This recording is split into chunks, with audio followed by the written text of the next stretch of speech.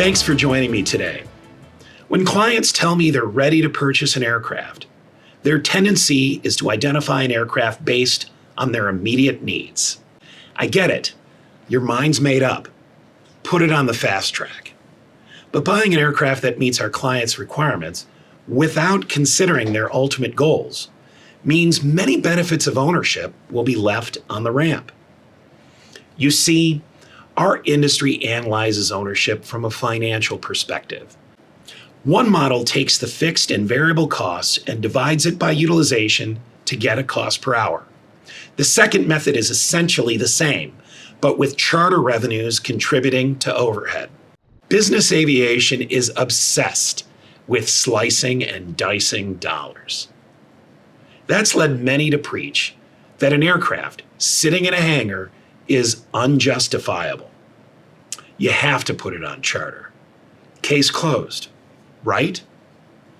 Well, let's imagine that your plane was your car.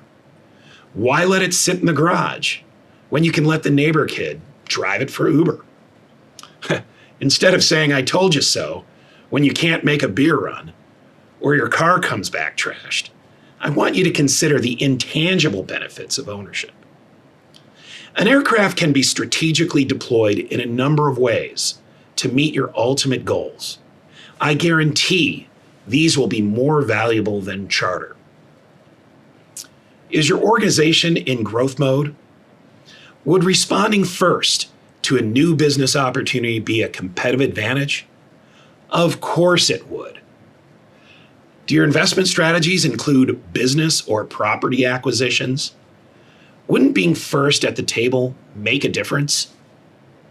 What if a critical customer relationship is on the rocks? Would meeting face-to-face today solve that problem?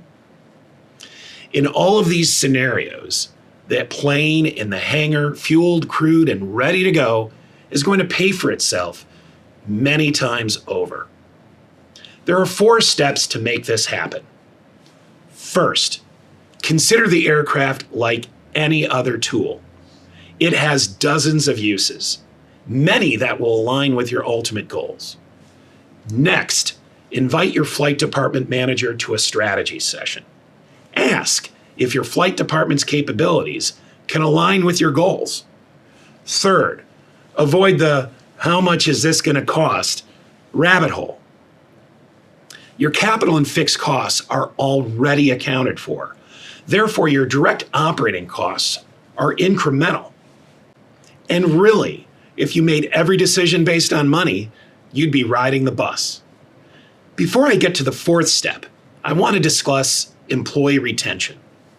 Your company plane can build employee loyalty, and not just because your folks will avoid airline chaos.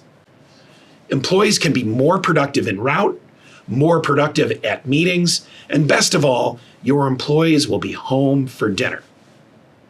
But if only the top brass uses the plane, employees might think their next raise is being spent on the jet. Believe me, trying to downplay the use of the plane will just cause problems.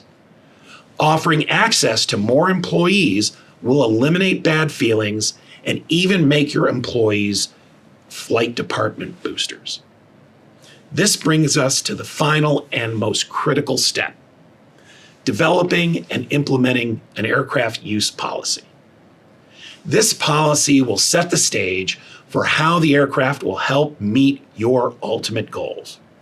It determines who can authorize the aircraft's use and how costs will be allocated internally. Sound complicated? It's not, if you get the right advice. Call me and let's figure out if you're really squeezing all the benefits possible from your aircraft. Thanks for watching.